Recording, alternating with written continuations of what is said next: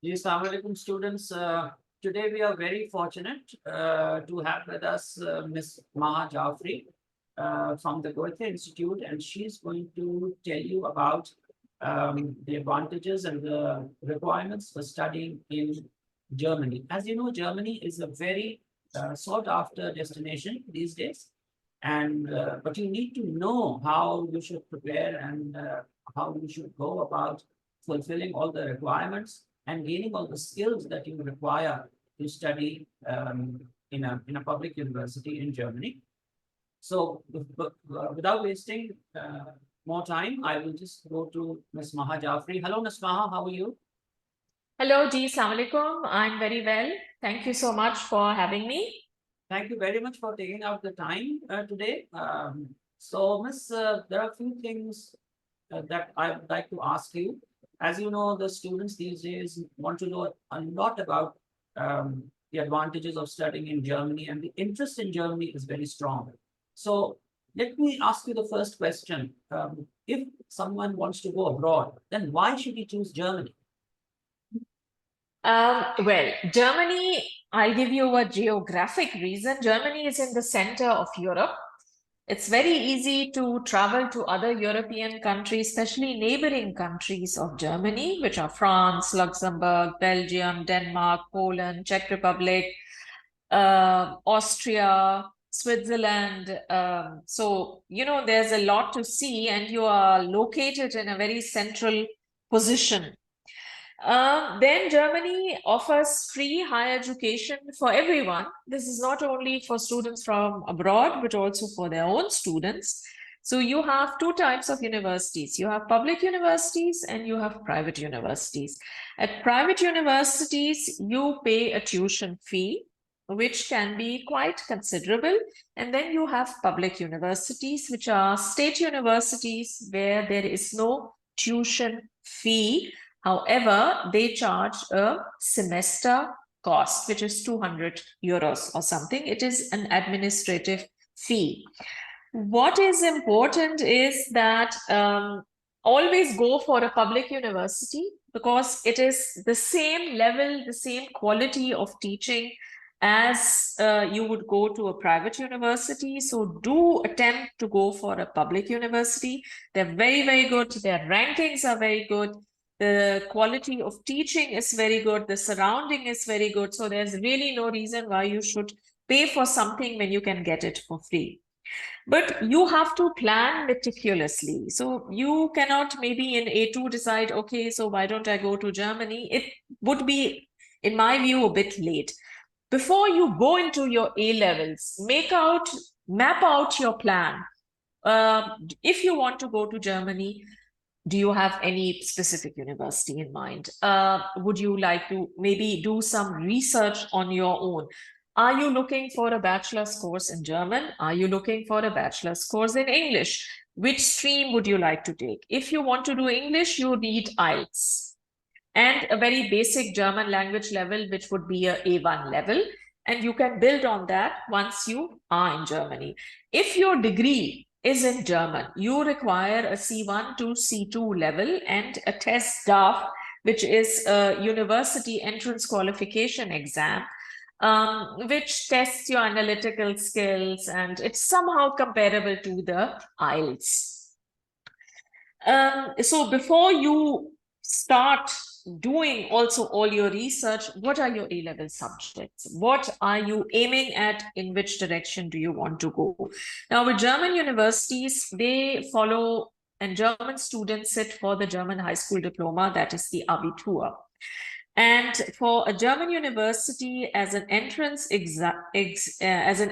requirement in general, you have to have an A-level in a language. Now, the language can be Urdu. Yeah, Urdu is easy. You can do it within a year, or it can be English.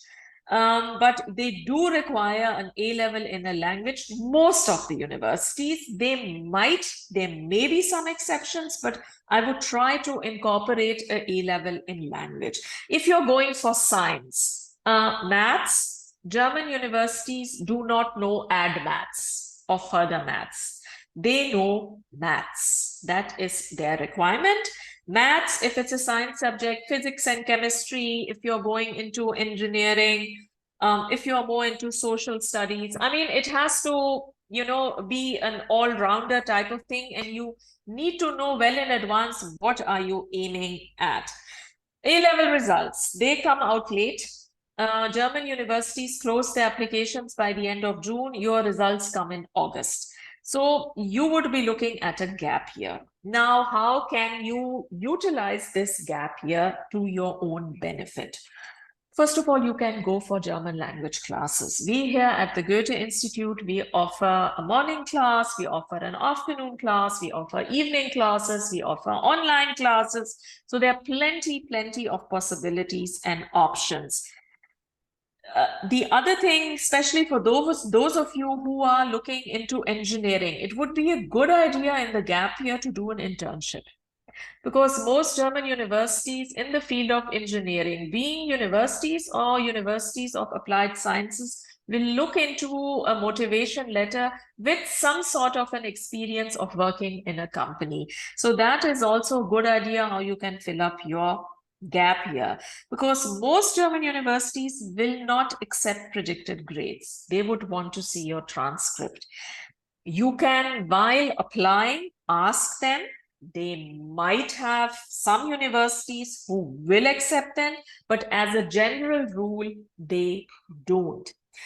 The Goethe Institute is here. We are located in the premises of the Alliance Française. We have a library and information section where you can make an appointment and come for student counseling. You can visit our website. You can learn more about our language courses, how to register. Everything is online now. And we have courses after every 6 to 7 weeks, A1, A2, B1, B2, C1. So that should not be a problem. The exams are also held at the Goethe Institute. We do not have online exams. Exams are all conducted in presence. Even if your course was online, the exam would be conducted within our premises. And your exam papers, just like Cambridge, since your A-level papers from Cambridge, our German licensing, our German examination papers come from our head office in Munich. So they are also sent to us in a sealed envelope, and they are opened on the same day. So you are lucky that you are in Karachi, because the Goethe Institute is located in Karachi. For students in Lahore and Islamabad and in the interior, it becomes more difficult because we don't have a presence there. But since COVID-19 taught us to be comfortable online, you have the option, especially with language classes, to be online as well. Plus, we offer many information events virtually with German universities. We had in the past events with 3-4 German universities who introduce their program, their syllabus, what are their requirements. So it's always a good idea to stay in touch with us and to stay in touch also with your school administration and school management and find out about these events, because you just have to click on a Zoom link and you are in the space. So all in all, Germany has also now revised their citizenship laws. Now, this doesn't mean that you go to Germany and you complete your bachelor's and you have a German passport. This is not how it would work. The way it would work is the following: you complete your degree and you are hired by a German firm. You work for the firm for at least 3 years, and after that, you would be eligible to apply for German citizenship. However, you would have to sit for a German language exam, which would be minimum B1, to be able to pass through the citizenship language exam. So this would take some time, but they have made it easier for people who are working in Germany and who want to apply for citizenship. Your costs, what are you looking at cost-wise while living in Germany? I would say, first of all, you need a blocked account. That would be 11,000 euro. You have to provide that. This is not for the German government. This is not for the university. This is not for the German consulate. This is not for your school. This is for you. you can avail that amount in a year that you would be living there so that you have some funds, because you need to have living expenses. Living expenses, depending on where you are in Germany, West Germany would be more expensive, East Germany would be a bit cheaper. You would be looking at living expenses between 800 to 1,200 euros. It could be cheaper in the East, but 1,200, I would suggest, would be Berlin, Munich, which are expensive cities. That's why always opt for a university town, which is not a big city, but a smaller town and has good university representation, so that you have an idea what your living expenses are. You will get rebates on train travel. You will get discounts on museum, on public transport, so on and so forth. And you will be allowed to work a certain number of hours for a part-time job where you can earn some extra money. So Germany is very exciting. New thing that they also have introduced, that they are hiring IT people from Pakistan and engineers. They're very much looking now out for workers from abroad, and visa is being facilitated. And if suppose a company hires you after you have a degree, that is in Pakistan, the blocked account rule does not apply, because then you will be applying for a job and not for your studies. So for bachelors, you have programs in English language, but they are limited. You have more on a master's level. But I say, you are young people, the sky is the limit. It's not rocket science to learn a new language. And I think it is a must in today's world. And as we are moving ahead in the 21st century, I think you should learn a new language. German is not that difficult. If your Urdu grammar is strong, German will be a walk in the park for you. But of course, like in any other subject, you would have to put in some effort, give your best. But you are lucky you're being in Karachi, because the Goethe Institute is present here and can help you out with material. And we have a library. You can become a member in our library as well. So this, in short, is Germany as a destination for higher education. It's very exciting. Many things to see. You have the European Football Championship now, 14 June to 14 July. So it's a very happening place. A lot of concerts, a lot of exhibitions, seminars, workshops, conferences, many things happen there. And you're free to travel. You can go anywhere you want within Europe, within Schengen countries.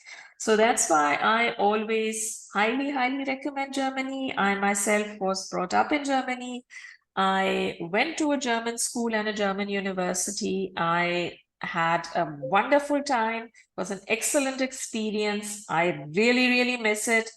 And you'll thoroughly enjoy yourselves. Thank you very much for this very insightful discussion about German education.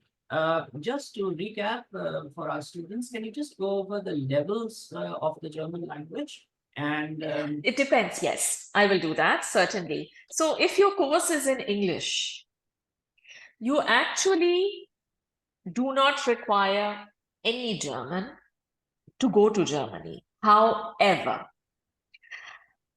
I would strongly suggest, since your living environment will be non-English speaking, so you should know basics. So I would suggest that all of you who are considering, even if the course is in English, that you do an A1 course to get your basics and work on your German while you are in Germany. Yeah. And if you have time here and can do an A2 course, the more you know, the better. Because do remember, your environment is German. You will not only have English-speaking friends. There'll be more Germans. And you need to know German. And since you're living there, you should know German. What is the point of living in a foreign country and not learning the language? You're all young people. And knowing and learning a new language is always an asset and will help you in life. If your course is in German, you require C1 level of German from our institute and TestDAF. It is it is something like IELTS, comparable to IELTS, where your skills are tested in a more academic environment where the texts and the material that you are given is more academic and relates more to a university environment. Test staff is, I would say, between C1 and C2 level.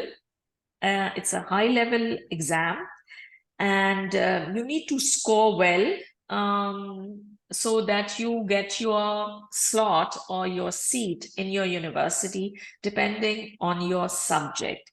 There are some universities, however, especially the University of Applied Sciences, who might offer you a mixed degree, meaning you start off in English with maybe A2 level of German, and once you proceed in your course, you switch completely to German, from English to German, and the university then offers on campus further German language courses. That is also an option. The third option is that your university, when you start applying, you ask for the language requirement. There are some universities of applied sciences who say B1 or B2 is sufficient, but that would be on a case-to-case basis. If any of you is considering to study medicine, medicine is a very coveted subject in Germany and comes under a quota system. Your grades have to be top-notch. You do require test staff in a score 4 to 5, a very high score. You do require C1 German because medicine is not taught in English. It is taught completely in German. It sounds very, very difficult, but again, I always say it's not rocket science. We have students from the institute who are studying medicine in Germany who are doing very, very well, but it's an effort, and your grades at school also would need to be very, very good because you would be competing with German students. And they have only a certain number of seats available for medicine. That's why it comes under a quota system. So only the cream is taken. That as far as medicine is concerned. But once you get into it, it is for free. You do not pay tuition fee for medicine, for studying medicine in Germany. It is for free, only your semester fee applies. So that be noted. But a lot of hard work precedes it. Thank you. So what will your advice be to students who are in the O-level final year or A-level first year? How should they start mapping? I would say how do you start mapping? First of all, I would take language in A-levels. And it can be Urdu. Urdu is easy. You can do it in 1 year. English, this is your call. If you wish to do, it can be any other language if you wish. It can be Arabic, it can be anything. German will be very difficult for you, especially if you haven't done your O-level in German, because A-level German is very, very tough and it has literature, so on and so forth. I had students who did that and who did well in that, but also A-level marking system and the threshold is very different from O-level. So please bear that in mind. A-level German is very difficult. So I would go for a language. I would suggest Urdu. It's your mother tongue, and Urdu grammar is very similar to German grammar. And it's actually, people really in Germany and German universities appreciate it if you have an A-level in your mother tongue. And please do not underestimate your mother tongue, because German universities and Germans in general, I mean, they want to know more about it and what you know about it. And if you come and say, well, you know, I know English, but I really don't know much of my mother tongue, will not speak very well of you. So do keep that in mind. It's a good idea to do that. Then, of course, you need to know where are you heading? What stream would you like to pursue? And please do remember, if you want to go to Germany, you do not require ad maths for no degree. Germany does not know what ad maths is. German universities know maths. In the German high school diploma, there is maths. There is no add maths and no further maths. That's important that you know this. And you mentioned the difference between East and West. I mean, of course, our Yes. generation, this generation that we're teaching, they were born, they did Before the, yes, they were born, I think, the after the Berlin Wall, after the unification. Berlin Wall. Yeah, after the unification. So they only know one Germany. Yeah, so but to Yeah, clarify it, the East includes areas East would be like Leipzig, like Dresden, Berlin itself. Dresden. Berlin would be cut. Yeah, well, I mean, Berlin is not. Yeah, it comes in Eastern territory, but it was divided in sectors Yes. before the wall came down. But Berlin is, of course, a very good option. Berlin is very cosmopolitan. Berlin's standard of living and the cost of living would be cheaper than Hamburg or Munich, but would be higher than Dresden or Leipzig. So Dresden, Leipzig, yeah, Jena. Jena has a very good university, especially for the subject of physics. Yeah. And Jena University also received, after unification, a huge research grant. So they're well equipped with grants also, more than universities in former West Germany. So Jena is a good place too. You have Magdeburg in East Germany. You have Rostock. I'm thinking about big cities, but it would be mostly Dresden, Leipzig, the bigger cities, but the cost of living would be much cheaper. And do students find jobs there in Dresden and Leipzig? Well, the jobs would be, since you would be studying, also part-time. So you can work in the library, you can work maybe as a teaching assistant, you can work at a restaurant, part-time, a restricted number of hours. Yes, you can. But that's why, but even if your course is in English, it's a good idea to learn German, because if you're working, your customer is not English. Yes, absolutely. Yeah, especially in East Germany, their English is not so popular. So it's a good idea to know German. All right. And so when a student... And good universities maybe in in the western part. So you have, first of all, you have the big cities which are expensive. Hamburg, Berlin, Frankfurt, Munich. Expensive. Then you have smaller cities, Heidelberg, Mannheim, Karlsruhe, Kaiserslautern. You have Göttingen, a very, very good university which produced 42 Nobel laureates. Yeah, highly acclaimed. Tübingen, these are smaller towns. Even Bremen is a smaller town. It's smaller than Hamburg. It's on the coast. But I would aim for smaller cities rather than saying, okay, now I'm going to Munich because I know the universities there, TUM is top notch, which it is, but it also requires you to know very, very good German on a C1 level. Plus also your grades have to be very, very good. We had a student here a girl who was the first Pakistani girl studying electrical engineering at TUM, and her workload was like 8 a.m. till midnight. Okay.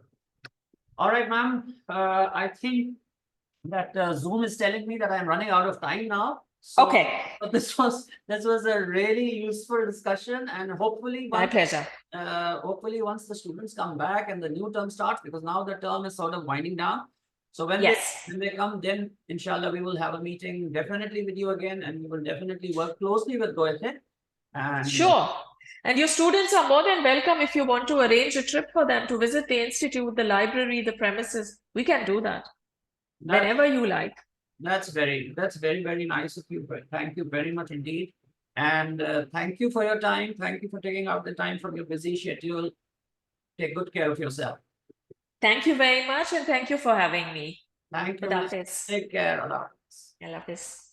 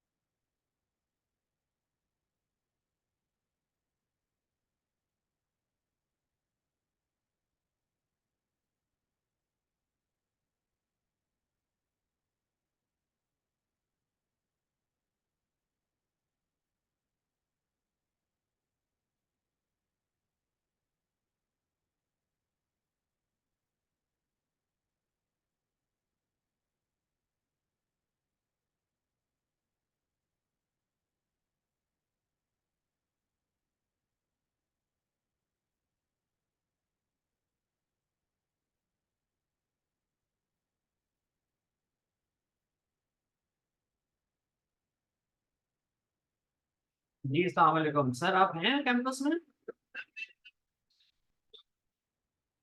बस sir मुझे ये पता करना था कि ये खत्म हो गया है पॉडकास्ट, तो अब इसको क्या करूँ? स्टॉप, यानी वही रिकॉर्डिंग वाला दबा दूं दोबारा से?